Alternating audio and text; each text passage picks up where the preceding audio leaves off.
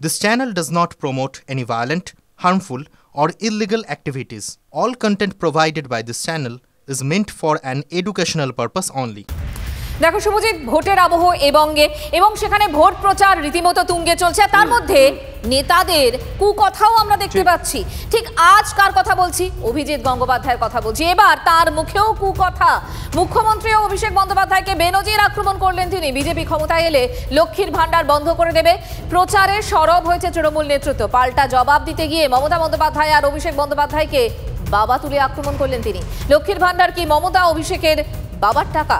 তো তমলুকের বিজেপি প্রার্থীর তাদের কিছু প্রচার করার নেই, বলার নেই, মানুষের সামনে কিছু বলার মুখ নেই, তাও তারা বলতে আসছে। একটা কথা খুব গুরুত্বপূর্ণ জেনে রাখুন, তারা বলছে যে মমতা ব্যানার্জি যদি না যেতে, মানে মমতার দল যদি হেরে যায়, তাহলে লক্ষ্মীর ভান্ডারটা কি বন্ধ হয়ে যাবে। এটা আপনারা জেনে রাখুন, সর্বৈব মিথ্যে কথা। এটা সম্পূর্ণ মিথ্যে কথা। এই ভাওতাবাজিতে আপনারা বিশ্বাস করবেন না। তার কারণ হচ্ছে এই টাকা যেটা লক্ষ্মীর ভান্ডার হিসেবে দেয়া হয়, সেটা মমতা ব্যানার্জির বাপের টাকা নয়।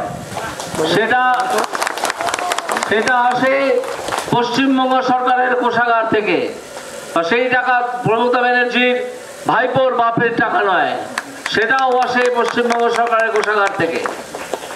পশ্চিমবঙ্গ সরকার থেকে যে টাকা আসে কোষাগার থেকে, এই 1000 টাকা বা 1200 টাকা, সেই টাকাটা আপনারা জেনে রাখবেন অত্যন্ত কম। কোনো বিচারপতির কাছে এই ধরনের কুমন্তব্য আশা করা উচিত না, আশা করি না আমরা। এখন যে যার রাজনৈতিক দল, সে যে রাজনৈতিক দলে যে থাকবে তার সংস্কৃতি সে গ্রহণ করবে। বাবার টাকা কারুরই নয়, আসলে মানুষের টাকা।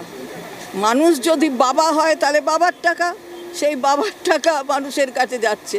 অভিজিৎ গাঙ্গুলি আসলে এসব কোনোদিন আগে বোঝেননি, এখন ভাবছেন কিসের কি বলবেন।